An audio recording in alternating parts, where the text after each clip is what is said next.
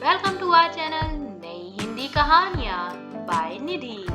आज की कहानी है मुझे बच्चा नहीं चाहिए।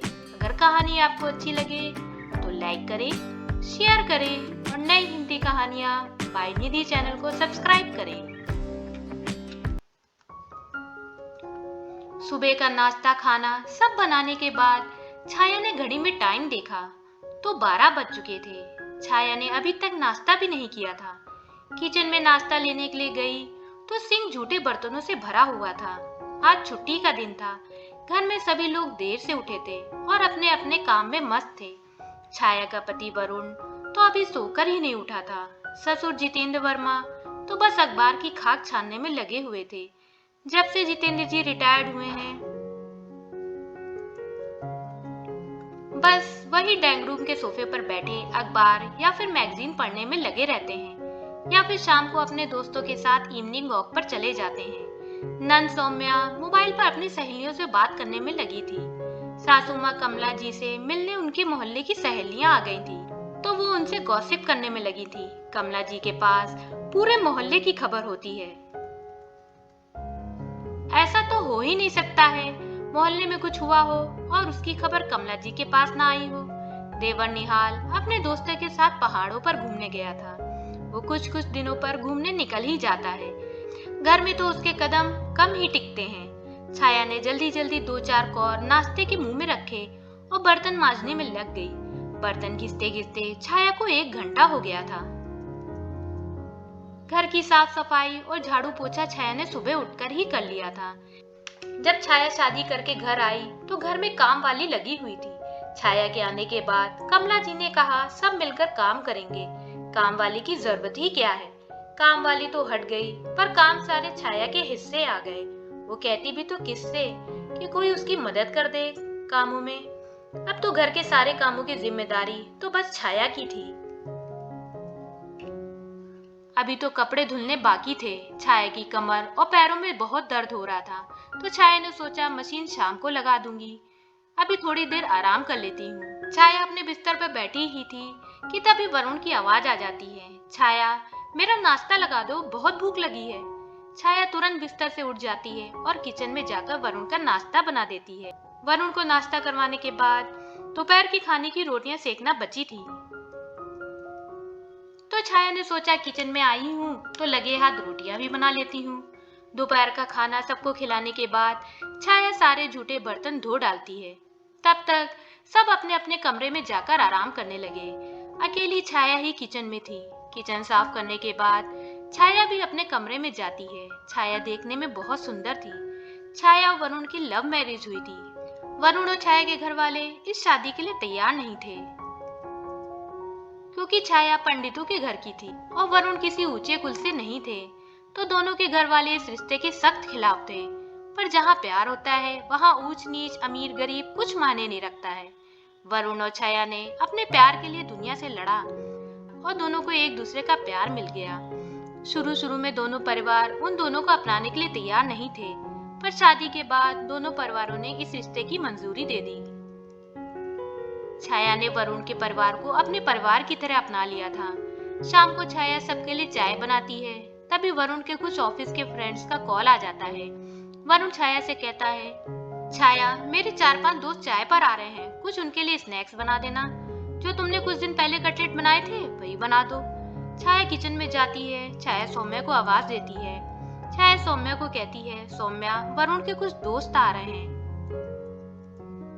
उनके लिए स्नैक्स बनाने हैं, मेरी थोड़ी मदद कर दो। सौम्या कहती है, भाभी मेरा प्रोजेक्ट कंप्लीट करने को पड़ा है, कल लास्ट डेट है, सॉरी भाभी मैं आपकी मदद नहीं करवा पाऊंगी। छाया अकेले ही कटलेट की तैयारी करती है। छाया हरा भरा कबाब, ब्रेड पकोड़ा, वेज कटलेट और बढ़िया सी चाय भी बनाती है। वरुण के दोस्तों के साथ साथ पूरे घर ने मन भर के कटलेट खाए। सबने छाया के खाने की बहुत तारीफ की। सबके जाने के बाद सभी लोग अपने अपने कामों में लग गए। माँ जी और बाबूजी टीवी देखने लगे। सौम्या अपने रूम में बैठकर प्रोजेक्ट बनाने लग गई और वरुण तो अपने दोस्तों के साथ ही बाहर निकल गया था। झूठे बर्तन बटोरने और रूम साफ करने की जिम्मेदारी तो सिर्फ छाया की थी। अकेले पूरे दिन काम करते करते छाया बिल्कुल थक चुकी थी और उसके पैर और कमर की दर्द अभी तक गई नहीं थी। छाया ने रात के खाने की तैयारी आंसुओं में की। उसके आंसू रुक ही नहीं रहे थे। वो बस यही सोच रही थी, क्या घर के कामों की जिम्मेदारी सिर्फ मेरी है? मेरी कोई मदद भी नहीं करता है। रात में सबको खाना देने, बर्तन धोने और किचन साफ करने के बाद जब छाया कमरे में पहुंची तो वरुण सो चुका था। छाया के पास कोई नहीं था जिससे वो अपने मन की बात कर सके। छाया भी चादर ओढ़कर लेट जाती है, पर कमर और पैर की दर्द की वजह से वो बहुत देर तक सो भी नहीं पाई। छाया ऐसे ही थके हुए मन और तन से बस दिन भर घर के कामों में लगी रहती। कभी नाश्ते में वरुण की फरमाइश पूरी करती, तो कभी सौम्य चाइनीज और कॉन्टिनेंटल खाने की अपनी इच्छा पूरी करवाती, तो कभी माँ बाबूजी के खाने की फरमाइश आ जाती।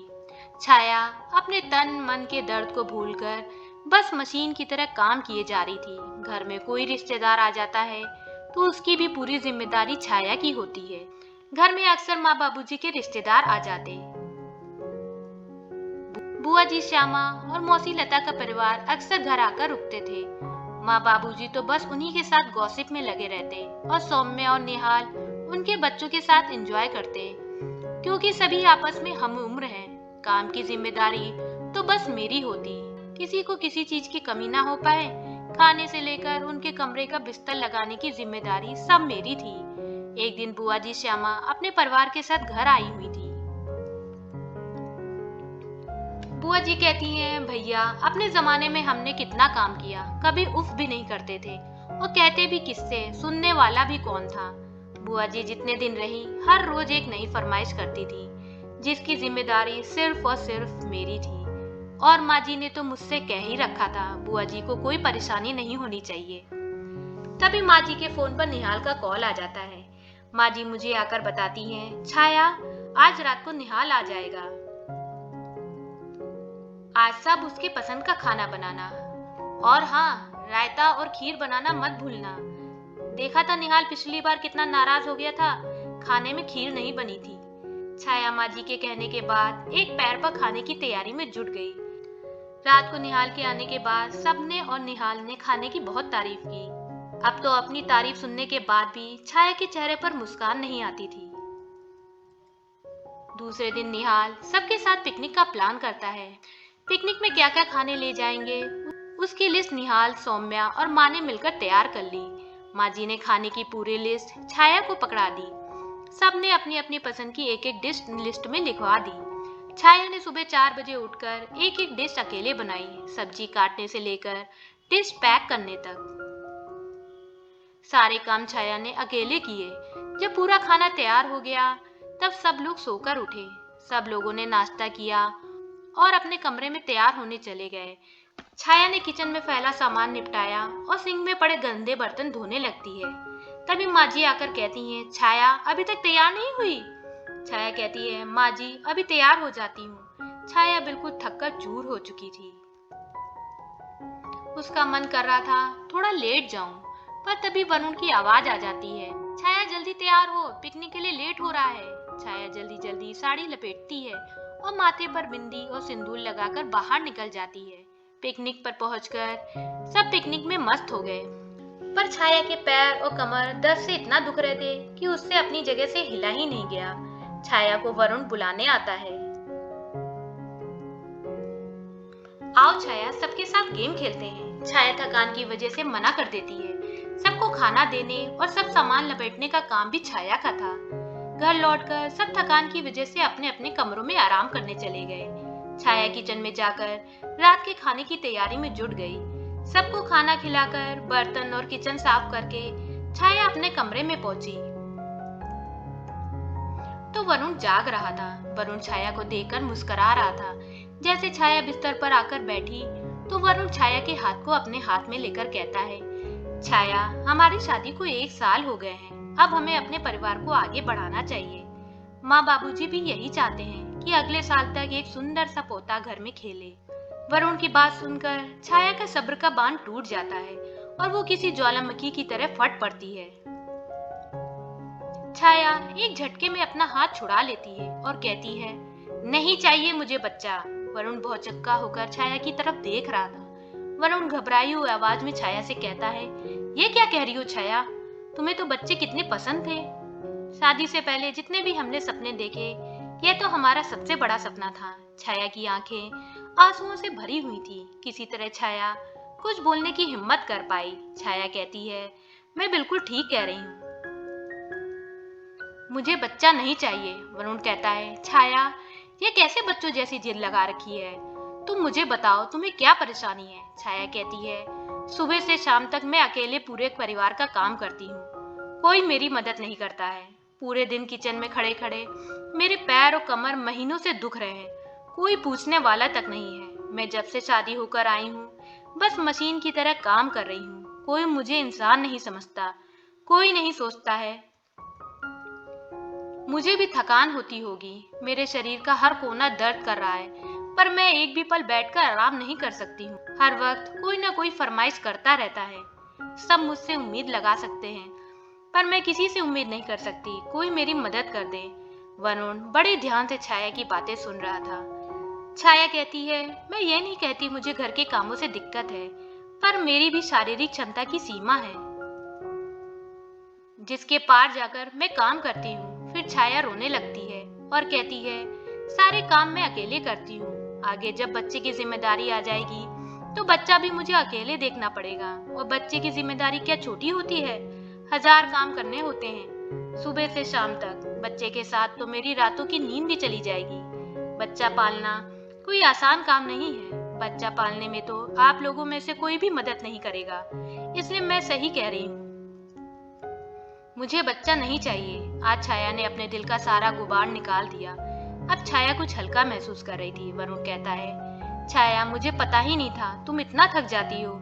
बचपन से माँ को इसी तरह काम करते देखा, इसलिए मैं समझ ही नहीं पाया तुम इतना थक जाती होगी। अब मुझे एहसास हो रहा है माँ कितनी थक जाती होगी, घर का पूरा काम, ऊपर से 3 बच्चों की जिम्मेदारी। वरुण मन ही मन सोचता है, वो अपनी दुनिया में मस्त रहता था, कभी ये जानने की कोशिश नहीं की कि छाया को कोई परेशानी तो नहीं है। मैं भी कितना बेवकूफ हूँ कि अपनी पत्नी का दुख भी नहीं समझ पाया। लानत है ऐसे पति होने पर। हम दोनों ने लव मैरिज की थी। छाया मुझ पर विश्वास करके इस घर में आई थी और मैं उससे इतना दूर हो गया कि उसके मन की बात भी नहीं समझ पाया। वरुण छाया के आंसू पोंछता है और छाया से कहता है, छाया सो जाओ, कल मैं घर में सबसे बात करूंगा। छाया वरुण का प्यार भरा स्पर्श पाकर चैन की नींद सो जाती है। दूसरे दिन वरुण सुबह जल्दी उठकर माँ, बाबूजी और सबसे बात करता है और छाया की परेशानी के बारे में बताता है। माँ बाबूजी सब छाया की परेशानी को समझते हैं, हालांकि माँ जी पूरी जिंदगी इसी तरह काम करती रही हैं और सुबह 5 बजे उनकी जिम्मेदारी शुरू होती थी और रात के 12 बजे खत्म होती थी। मगर उनके मन में हमेशा रहता था कोई उनको भी समझे कि वह भी एक इंसान है, मशीन नहीं। छाया जब सोकर उठी तो माजी और सौम्या दोनों ही किचन में थी और कहती है, छाया अब से घर की जिम्मेदारियां सिर्फ तुम्हारी नहीं है, हम सब की है। और माजी ने दोपहर तक काम वाली ढूंढकर लगवा दी। आज सब मिलजुल कर काम करते थे, जिससे छाया को अपने लिए भी समय मिलने लगा था। कुछ दिन बाद छाया खुद आकर वरुण को कहती है कि वो बच्चे की जिम्मेदारी उठाने के लिए तैयार है और वरुण उसे प्यार से गले लगा लेता है। दोस्तों, घर के कामों की जिम्मेदारी सिर्फ घर की बहुओं की नहीं, अपितु सभी की होनी चाहिए, ताकि घर की बहुएं काम के बोझ के लिए दबकर अपना अस्तित्व न भूल जाएं। फ्रेंड्स, अगर कहानी आपको अच्छी लगी हो तो लाइक करें, शेयर करें और नई हिंदी कहानियां बाय निधि चैनल को सब्सक्राइब करें।